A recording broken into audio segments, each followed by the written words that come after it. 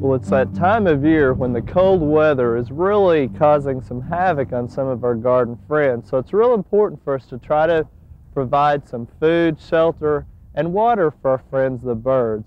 And joining us today, he's not new to Oklahoma gardening, is Dr. John Dole. John, welcome.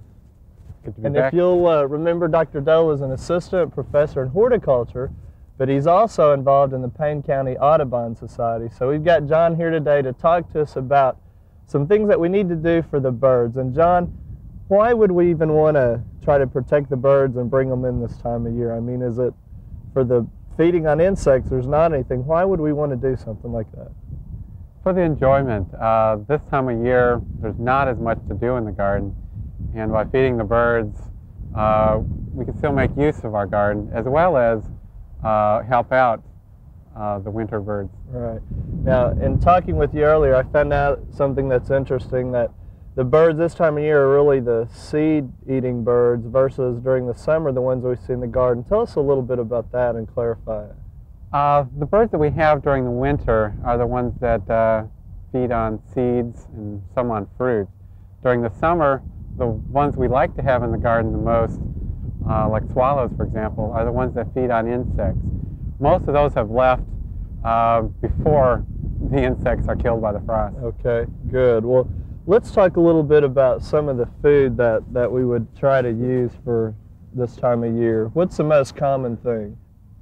Most common are the mixtures of a millet, sunflower, some of them have corn, sometimes wheat, the mixtures of seeds that attract a wide variety of birds into the yard. Now, are there some things we need to keep in mind, though, about size versus the size of the bird? Are there some things that if they just put out sunflower seeds, is that one particular type of bird that we're going to attract? Yes. Some of the smaller birds prefer the thistle seed. Okay. Sunflower seeds are, many birds like those, are kind of considered the premium seed. Okay. Millet is also for a variety of sparrows and such. Okay. So really a mix would be the best thing then? For most people, yeah. Okay. Yeah. Well, we saved over some of our pumpkin seed from earlier on. Now, things like that are also good sources for certain birds. Is that correct? Oh, sure. Some of those birds will just dive right into those. Like cardinals or? Cardinals, blue jays, any of the birds with thick bills that can crack open those seeds. Okay. Now, tell us about some of the other native plants or grasses maybe that people might see birds feeding on too. One thing that's nice, if a homeowner has an opportunity around the yard to leave some grasses, part unmowed, some wild shrubs, that gives the birds shelter and native food that they can feed off of.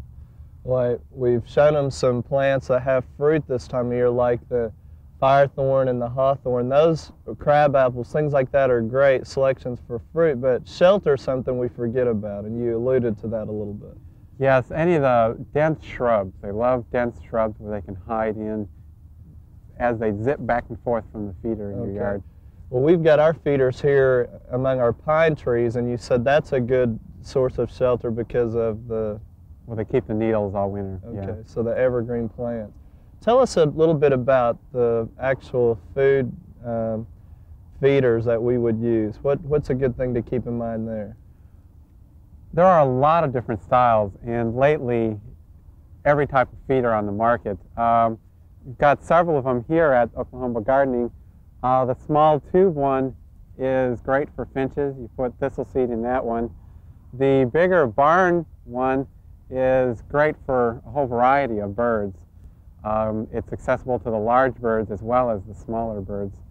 And then you've got the longer feeder with the perches, and that will tend to be more for the smaller birds, like the chickadee and the titmice and those sorts of birds. Okay.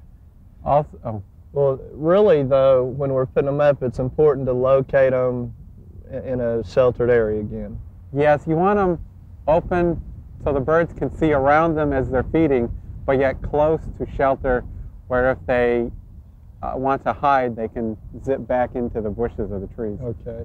And the last thing that people don't think about doing this time of year is providing them water. Tell us a little bit about the purpose of that. This time of year, much of the water is frozen or not accessible. By providing water, we can provide pretty much everything that the bird needs: food, shelter, and water. And you can also buy small heaters for bird baths to keep the water unfrozen during the winter. Well, John, do you have any advice on once we start feeding them this time of year? We really need to keep up with it too, don't we? Because when the winter gets longer and more harsh, we can cause more problems, can't we? Yes. Once we start to feed, we really should continue. Consistent supply. They get used to it and they depend on it. Okay, well, John, you've given us some great ideas, and hopefully the gardeners will go out and try some of this, because it is, as you say, very attractive and beautiful. It gives us a little bit of activity during the winter times, but again, they need food, shelter, and water are the main ingredients. That's right. Thanks again, John. We hope you enjoyed this video. It's part of our OK Gardening Classics YouTube channel. You can also find more recent videos on our Oklahoma Gardening YouTube channel. And join us on social media for great gardening tips, photos, and discussion.